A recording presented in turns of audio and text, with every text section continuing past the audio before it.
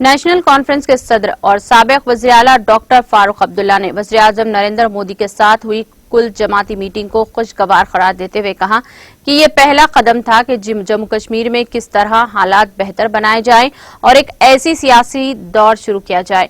उन्होंने कहा कि मैंने मीटिंग में वाज़ेह कर दिया है कि लोगों में अदम इत्मीनान पैदा हुआ है जिसके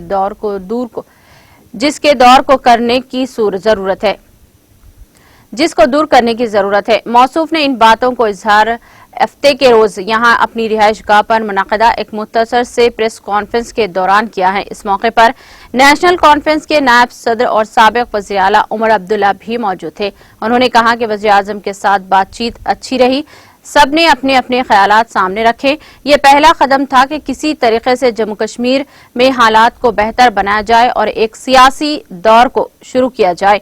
इनका कहना था कि मैं जब तक अपनी पार्टी के साथ बात नहीं कर पाऊंगा तब तक तफसीलात नहीं दे सकूंगा। साबिक वज़ीर आला ने कहा कि मैंने मीटिंग में वाज़ेह किया है कि लोगों में अदम इत्मीनान पैदा हुआ है जिसको बहाल करने की जरूरत है।